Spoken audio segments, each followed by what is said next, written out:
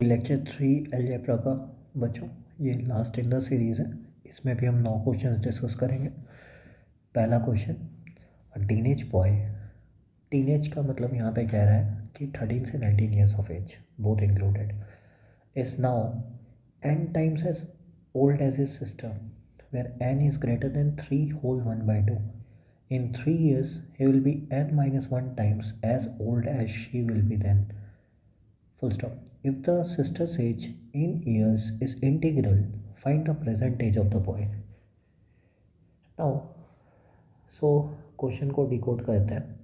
कह रहा है पहला कि सिस्टर का एज और ये है बॉय का एज। तो बोल रहा है teenage boy is now n times as old. तो सिस्टर का एज मान लेते हैं x है, तो बॉय का एज कितना होगा nx, जहाँ की n क्या है 3 होल 1/2 से बड़ा।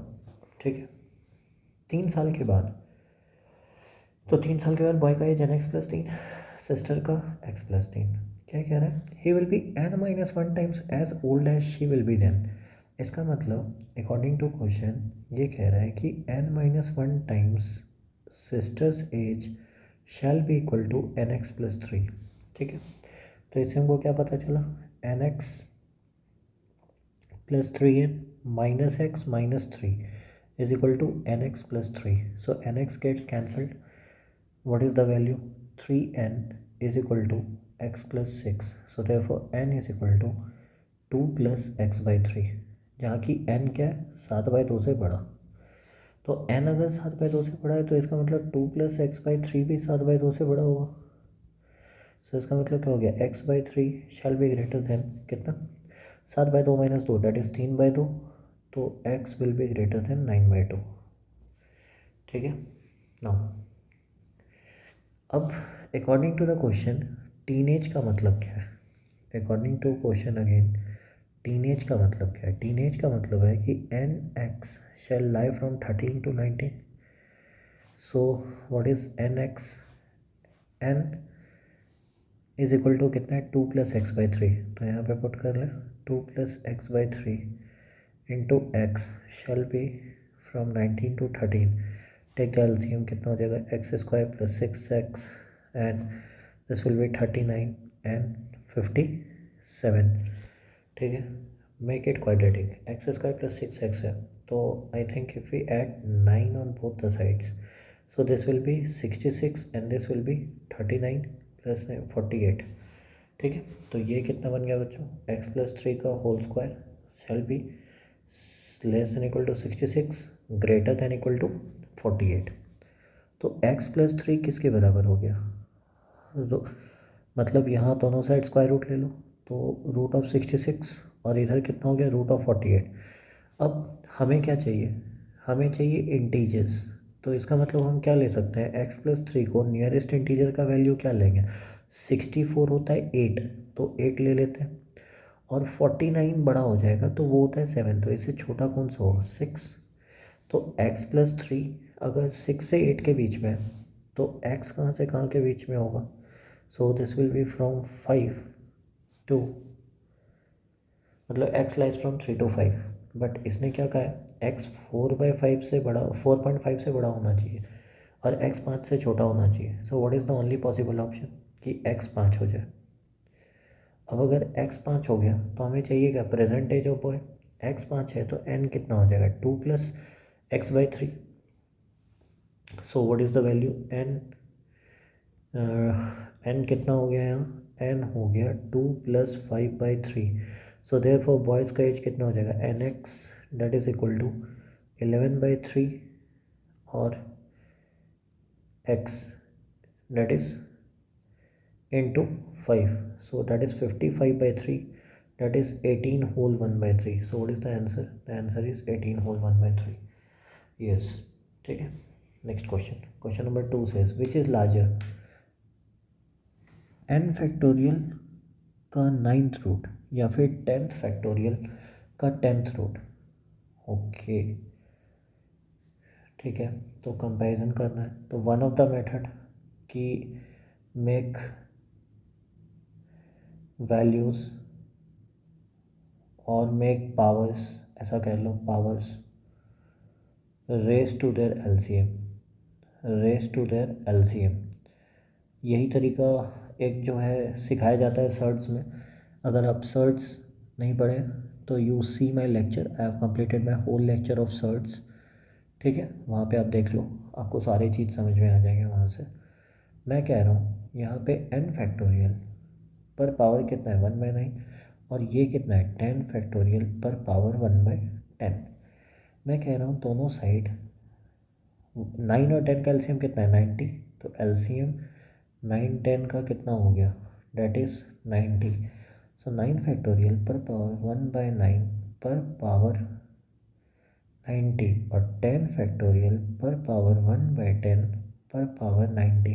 सो this value will be 9 factorial raise to 10 and this factorial 10 factorial raise to 9। ठीक है, क्या आप कंपैरिजन किया जा सकता है? किया जा सकता है। कैसे? 9 फैक्टोरियल पर पावर 9 बाहर निकाल लो इंटू 9 फैक्टोरियल, और इधर कितना हो गया 10 फैक्टोरियल पर पावर 9 बाहर निकाल लो इंटू 10 फैक्टोरियल। देखिए 10 फैक्टोरियल पर पावर ऐसे ऐसे किया जाए, 10 फैक्टोरियल है तो इसको लिख लेते हैं 9 10 इंटू 9 फैक्टोरियल, तो 9 फैक्टोरियल पर पावर 9 बाहर निकल गया इंटू 10 फैक्टोरियल। ठीक है, so this will be the value is like this, 10 factorial को 10 इंटू 9 फैक्टोरियल लिखे और पर पावर 9 लिखे, तो ये कितना हो गया, या so this will be 10 to the power 9 into 9 factorial पर पावर 9। सही है, तो 9 फैक्टोरियल पर पावर 9 दोनों में तो कॉमन है। अच्छा, हम ये तो कह सकते हैं 9 फैक्टोरियल का मतलब क्या है 1 इंटू 3 2 इंटू 3 से लेकर 9, तो 9 factorial is always less than 10 to the power 9, तो इसका मतलब क्या हो जाएगा, this will be greater. So the larger value is this one. अच्छा, मेथड 2 भी इसमें अप्लाई कर सकते हैं। What is method 2?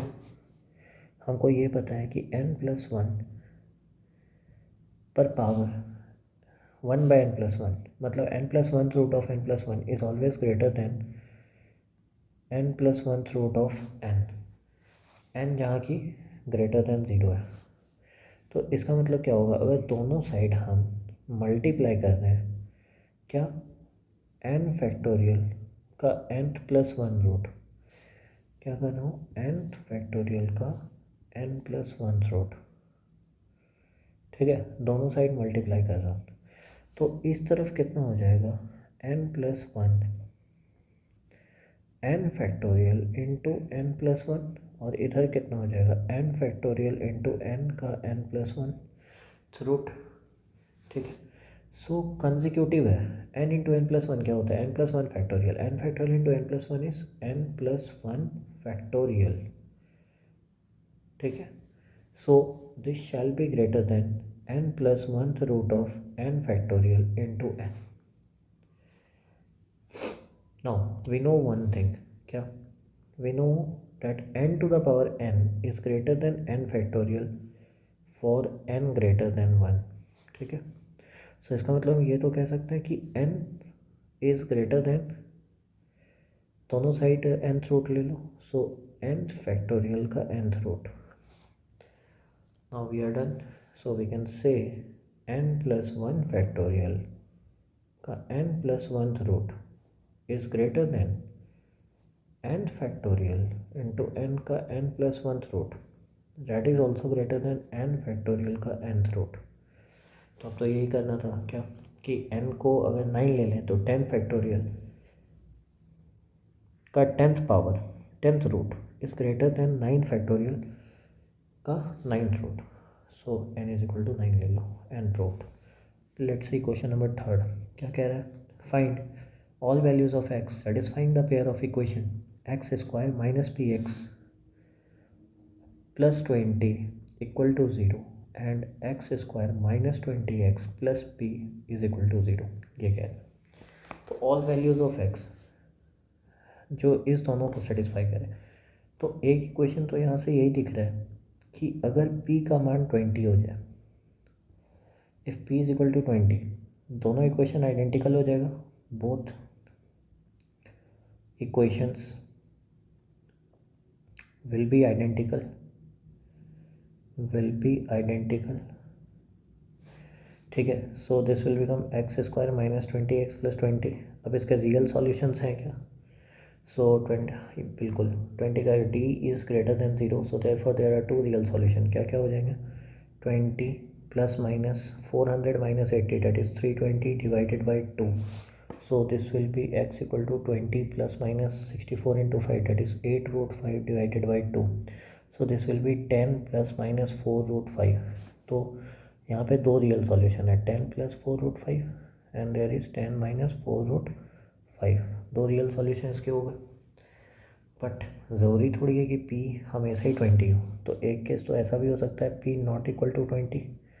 तो अगर p नॉट इक्वल टू 20 होगा तो इस केस में क्या होगा? ये भी जीरो है, ये भी जीरो। तो I can say x square minus p x plus 20 equal to x square minus 20x plus p. So this gets cancelled. Now if I bring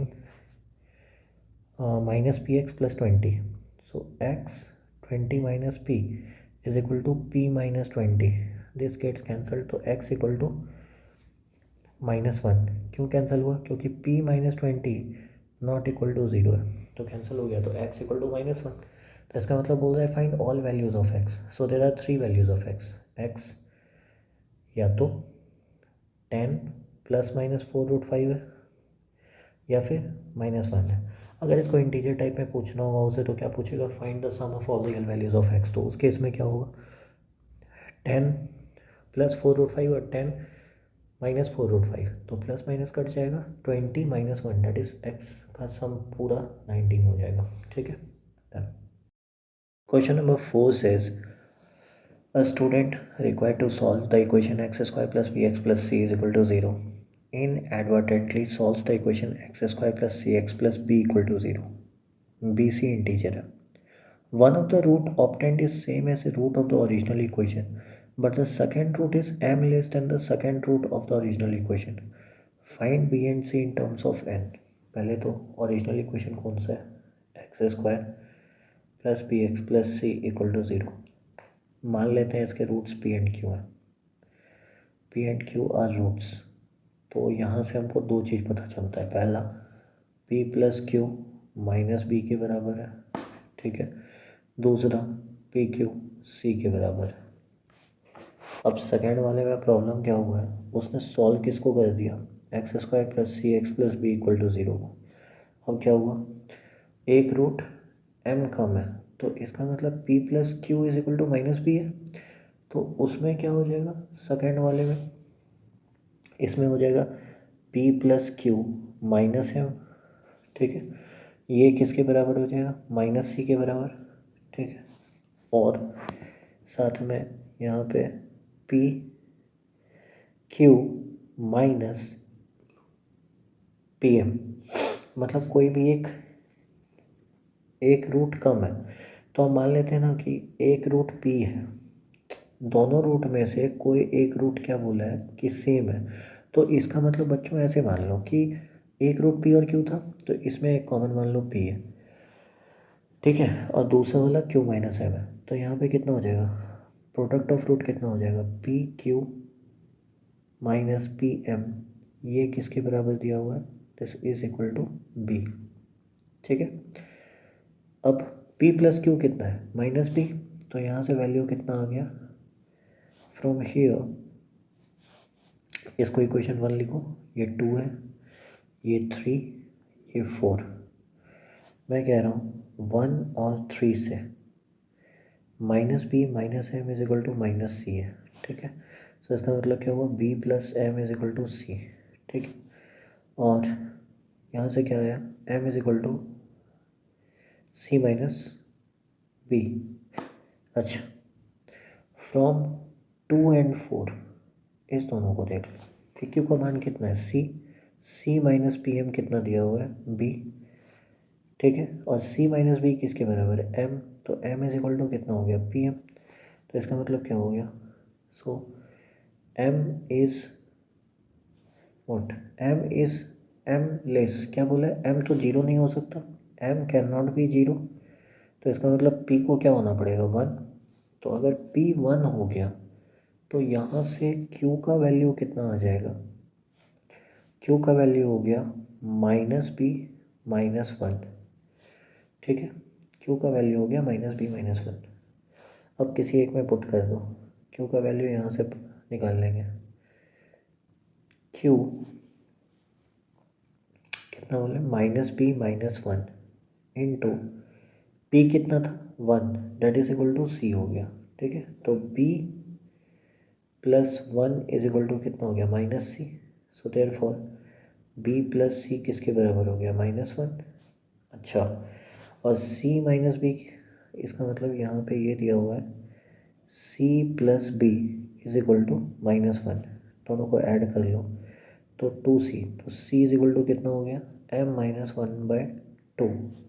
तो सिमिलरली B कितना हो जाएगा? तो C -1 - B डेट इज, तो B कितना हो गया? यहाँ से -1 is equal to C + B है, तो पुट द वैल्यू। C का वैल्यू कितना है? m - 1/2 that is equal to -1 + B। So therefore B will be equal to minus, ये इधर जाएगा तो कितना हो गया? -2 -m + 1। सो देयरफॉर -m -2 और +1 डेट इज -1, तो -1/2। So this are the values. Next question number 5 क्या कह रहा है? At the conclusion of a party a total of 28 handshakes was exchanged, assuming that each guest was equally polite, ठीक है, towards all others. That is, each guest shook hand with each of the others. Find the number of guests attended the party. ये तो easy है। मान लो हमें नहीं पता कितने गेस्ट थे, let n number of guest थे, तो हर कोई 2 हाथ मिलाया, NC2 का वैल्यू कितना दिया हुआ है? That is 28। So n into n - 1/2 that will be equal to 28. So therefore n square minus n minus 56 equal to 0. So therefore n is equal to या तो -7 हो या तो 8. So n is equal to 8. That is the answer. So number of guests was 8. That is. So question number 6 is, assume that there are 6 line segments, 3 forming the sides of an equilateral triangle. Okay, and the other 3 joining the vertices of the triangle to the center of the inscribed circle. ठीक है, let's draw the figure. मतलब ये ऐसा कह रहा है कि ये एक ट्रायंगल है और ये इक्विलेटरल ट्रायंगल है। ठीक है, साथ में क्या कहा है कि other 3 joining the vertices of the triangle to the center of the inscribed triangle, inscribed circle, मतलब इन सर्कल की बात कर रहा है। तो इक्विलेटरल ट्रायंगल में तो सबके सब सारे पॉइंट्स सेम होते हैं, सेंट्रॉइड से लेके सारे वैल्यूज़। तो इसका मतलब ये तीनों लाइन का भी लेंथ इक्वल है, मतलब ये तीनों लाइन भी इनडिस्टिंग्विशेबल है। ठीक है, सो इस केस में क्या कहा है? इट इज़ रिक्वायर्ड, अच्छा ये भी इक्वल है, ये मैं लिख देता हूँ यहाँ, दिस इज इक्वल। ठीक है, अब क्या कहा है? It is required that the 6 segments be coloured so that any 2 with a common point must have different colours and you may use any or all of 4 colours, मतलब 4 colour available है। So find the number of different ways to do this. Okay, ठीक है, so what is the way to do it?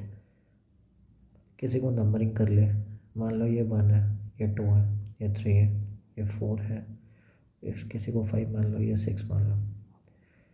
अब कहा क्या जा रहा है? अच्छा, सबसे पहला बात, इक्विलेटरल ट्रायंगल है तो साइड्स इनडिस्टिंग्विशेबल है, प्लीज़ टू रिमेंबर दिस। ठीक है, और ये भी याद रखना है कि अंदर का जो पॉइंट है, पॉइंट ऑफ कंकरेंसी, वो सारे सेम होते हैं, तो इसका लेंथ भी इक्वल होता है 4 5 6, तो दिस इज़ ऑल्सो इनडिस्टिंग्विशेबल। ठीक है, तो सबसे पहले हम ये देखते हैं कि यू में use any or all of 4 colours. तो मान लो अगर हम एक कलर यूज़ करें तब तो इम्पॉसिबल है। क्यों? बोला क्या है? जिसका कॉमन पॉइंट है उसका कलर अलग अलग होना चाहिए, मतलब any 2 with a common point must have different colours, मतलब कोई भी 2 जिसका कॉमन पॉइंट है उसका कलर अलग होना चाहिए। तो एक कलर में तो पॉसिबल है ही नहीं। क्या 2 कलर में पॉसिबल है? वो भी पॉसिबल नहीं है, क्योंकि मान लो यहाँ पे अगर तुम 2 कलर यूज़ करते हो C1 C2, तो यहाँ तो तीसरा यूज़ करना पड़ेगा। कौन सा है? 4 और 5 में मान लो C1 C2 दो कलर यूज़ करते हो, तो 6 में तो C3 यूज़ करना ही पड़ेगा, तो दो कलर में पॉसिबिलिटी नहीं है, तो क्या तीन कलर में पॉसिबिलिटी है। सो तीन कलर, अगर 3 कलर्स चुने तो इसका मतलब आपको चार में से किसी तीन का चुनाव करना पड़ेगा। चार कलर हैं तो तीन, तो कितने तरीके से कर सकते हैं, 4 वेज। ठीक है, अब नाउ अगर 4 वेज है तो इसका मतलब हम ये कहेंगे कि मान लेते हैं कलर का नाम C1 C2 C3 और C4 है, कोई भी केस ले रहे हैं, इसमें से कोई भी तीन हम चुन लिए, सपोज से एनी थ्री, मान लो C1 C2 C3 चुनते हैं। ठीक है, सो कैसे कलर किया जा सकता है, सपोज 4 को मैंने कलर दे दिया C1, ठीक है, और मान लो फिफ्थ को कोई कलर दे दिया C2, क्योंकि कॉमन पॉइंट्स है तो सेम तो दे नहीं सकता, तो इसी तरह 6 को दे दिया मैं C3, तो फिर 2 1 और 3, अब 2 वाले को क्या मिल सकता है, ये तो डिसाइड यहाँ से होगा। 6 और 5 वाले को क्या मिला है, C2 C3, तो 2 को C1 ही मिल सकता है। सिमिलरली 1 को कैसे डिसाइड करेगा, तो 6 और 4 डिसाइड करेगा। 6 और 4 में क्या मिला है, C1 C3, तो यहाँ C2 होगा, ये C3 होगा। So this is one way. अब C1 C2 C3 की जगह क्या यूज़ कर सकते हैं। अच्छा, एक और बात, अब तुम कहोगे कि अरेंजमेंट तो बहुत तरीके से हो सकता है सर, 4 को C2 दे सकते हैं, 4 को C3 दे सकते हैं, बट एक बात तुम्हें समझ में आना चाहिए कि दिस आर इनडिस्टिंग्विशेबल लेंस। तो इनडिस्टिंग्विशेबल है तो this doesn't matter, permutation of this doesn't matter. ठीक है, it will result in to the same generation of colours. ठीक है, तो तरीका कितना हो गया, तो यहाँ पे 4 वेज हो गए तीन कलर्स के लिए। अब अगर 4 कलर यूज़ करते हैं, 4 कलर्स, तो 4 कलर्स में यूज़ करते टाइम क्या होगा कि मान लो जैसे 4 कलर में से कैसे भी चुनना है, तो ये हम कैसे करें, तो मान लेते हैं कोई भी बाहर का साइड ले लो, 1 2 और 3 ले लेते हैं। ठीक है, सो 1 2 और 3 ले लिए, इसमें से हम चार में से कोई भी तीन कलर डिसाइड करके दे देते हैं। So this will be 4C3 in 4 ways, ये हो गया। ठीक है, और जो चौथा कलर है और फोर्थ कलर जो है वो 4 या 5 या 6 को चला जाएगा, जो नंबरिंग की है। क्यों, टोटल 4 कलर है, तो हम पहले वैसा कर रहे हैं कि जो भी कलर्स हैं वो पहले रैंडमली डिस्ट्रीब्यूट कर दिए। तो पहला तीन को डिस्ट्रीब्यूट करने में तो कोई भी दिक्कत नहीं है, कैसे भी कर सकते हो C1 C2 C3 को। ठीक है, बट चौथा कलर को भी दिक्कत नहीं है, चौथा कलर भी कहीं भी डिस्ट्रीब्यूट हो जाए, लेकिन पांचवा छठा कलर जो होगा, तो फोर्थ वाला जो कलर है C4, मान लो C1 C2 C3 मैंने डिस्ट्रीब्यूट कर दिया, C4 जो है वो 4 5 6 में कितने तरीके से जा सकता है, इन 3 वेज, इन 3 वेज। अब देखो, मान लो मैं 4 को फिक्स कर लिया कि 4 में C4 दे दिया, तो 6 जो है वो कैसे डिसाइड होगा, ये तो डिसाइड करेगा कॉमन पॉइंट्स। ठीक है, चलो मैं एक एग्जांपल के साथ बता रहा हूँ। मान लो यहाँ पे मैंने C1 डाला, ये C2 डाला, ये C3 डाला, और इसको मैंने C4 डाल दिया। ठीक है, तो अब इसको 6 नंबर वाले को मैं C1 भी नहीं दे सकता, C2 भी नहीं दे सकता, C4 भी नहीं दे सकता, ये तो हमेशा C3 ही लेगा। ठीक है, अब जैसे यहाँ पे C4 हो गया, C3 हो गया। ठीक है, तो इस केस में ये क्या ले सकता है, C2 भी नहीं ले सकता, तो I think this will B C1। तो इसका मतलब जो बाकी दोनों है इसके बाद, वो तो डिटरमाइन हो रहा है कलर कैसे, प्रीवियस वाले से, तो इसका मतलब इधर क्या हुआ, तो what is the total number of way, total number of way 6 segment को कलर करने का जब 4 कलर यूज़ किया जा रहा है, तो this will be 4 into 3, that is 12 ways, 12 ways. अब ये 12 वे में से क्या जो परम्यूटेशन चलेगा वो इनडिस्टिंग्विशेबल होंगे या डिस्टिंग्विशेबल होंगे, तो वो तो इनडिस्टिंग्विशेबल होंगे। मतलब क्यों इनडिस्टिंग्विशेबल होंगे, अंदर का जो भी परम्यूटेशन चला, जैसे C3 C1 C2 का कलरिंग जो है वो कैसे भी परम्यूट कर लो, it doesn't matter, it will give rise to the same colourings. क्यों? क्योंकि 4 5 6 आर इनडिस्टिंग्विशेबल। तो बेसिकली हम क्या कह सकते हैं कि 4 वेज इसमें हो गया और 4 वेज ये हो गया। तो टोटल कितने तरीके से हो गए? Total 8 ways to do this. ठीक है, thank you. Question number 7 says an 8 cross 8 checkerboard is placed with its center at 0, 0, 8, 0, 0, 8 and 8, 8. ठीक है, so find the number of distinguishable non square rectangles. मतलब नन स्क्वायर रेक्टेंगल्स मतलब rectangles that are not squares, rectangles that are not squares ये होना चाहिए। ठीक है, so क्या कह रहा है? With corners at points with integer coordinate, जितने भी इंटीजर कोऑर्डिनेट है वो बोल रहा है। That can be counted on the checker board. Find the number of distinguishable non square rectangles with corners at points with integer coordinate. मतलब इसका मतलब कहना क्या चाह रहा है? वो ऐसा कहना चाह रहा है कि अगर मान लो ये 0, 0 है, ये 8, 0 है, तो एक रेक्टेंगल मान लो ऐसे बनता है। कहाँ पे? मान लो suppose this is 2, 0, this is 0, 1 and this is 2, 1। तो ये एक रेक्टेंगल बन रहा है, तो सारे इंटीजर कोऑर्डिनेट्स हैं। ऐसे हमें नंबर ऑफ रेक्टेंगल्स काउंट करने हैं, लेकिन वो स्क्वायर्स नहीं होना चाहिए। तो आइडिया क्या रहेगा? पहले टोटल रेक्टेंगल जितना बनता है वो काउंट कर लो, total rectangles minus total squares. तो इससे हमको ये मिल जाएगा कि rectangles which are rectangles that are not squares. अब टोटल रेक्टेंगल निकालने के लिए क्या करते हैं बच्चों? ये फार्मूला तो इजी है, ये बताया भी जाता है। 1 2 3 स्टैंडर्ड क्वेश्चंस हैं परमुटेशन कॉम्बिनेशन के। 3 4 5 6 7 8 मान लो कुछ ऐसा है। और ये यहाँ पे 1 2 3 4 5 6 and this goes on 7, this is 8। 1 2 3 4 5 6 7 3 7 एक और बना लो 8। ये हो गया 1 2 3 4 5 6 7 8 डन। तो एक बात बताओ, पार्टीशन करने में 8 में से कितने लाइन चुनने पड़े हमें?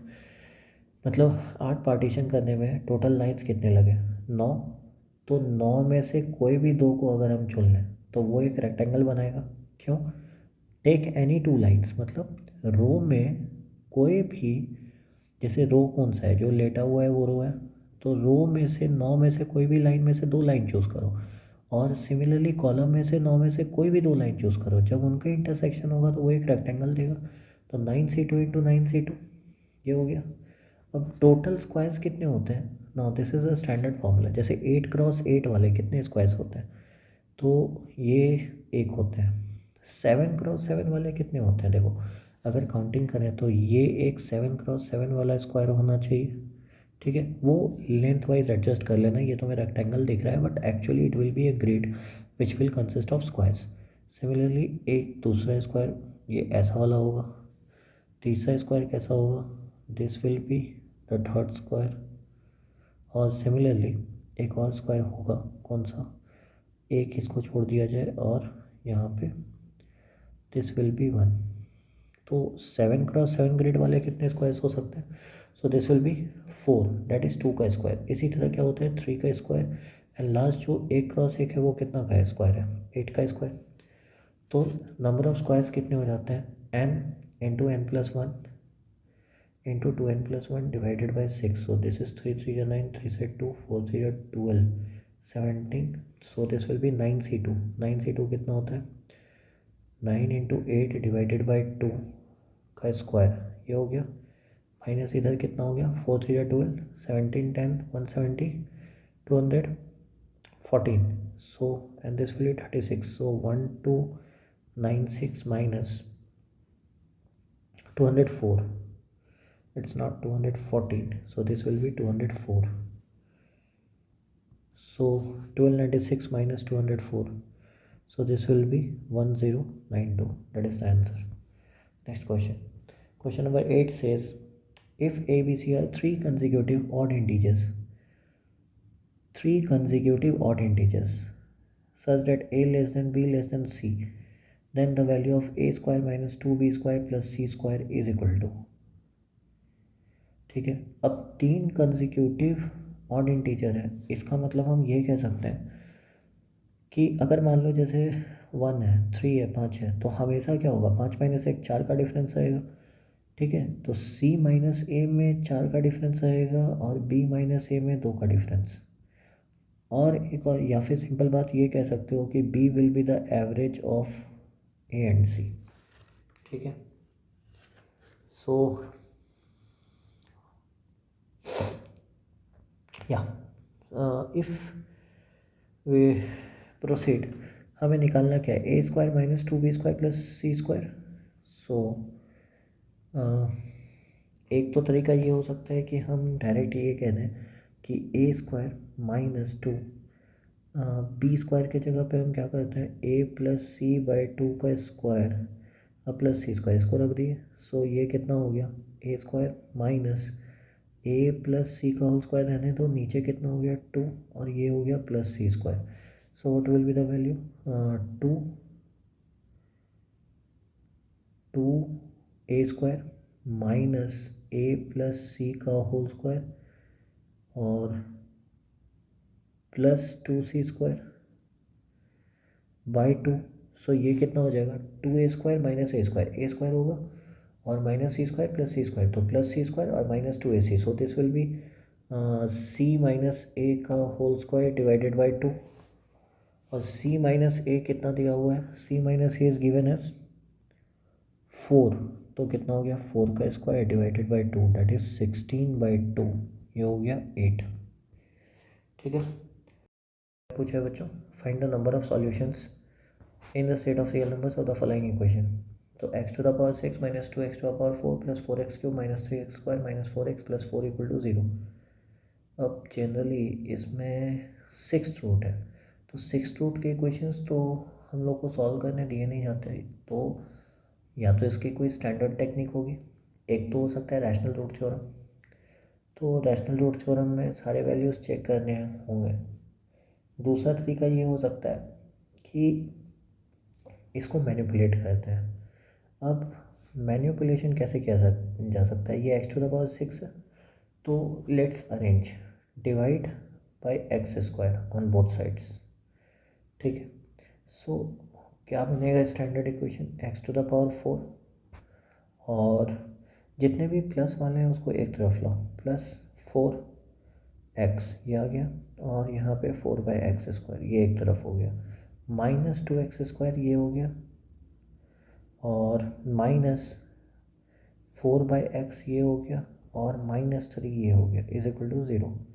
अब ये सोचो कि यहाँ पे अगर हम इसको देखें तो ये x² का होल स्क्वायर लिखा है, ठीक है, प्लस दिस इज 2/x का होल स्क्वायर लिखा है, तो ये कितना है, this is 2 into 2/x into x², so this is 4x, and ये बाहर निकल गया, तो यहाँ पे कितना लिखा है, x² plus 2/x and this is minus 3 equal to 0।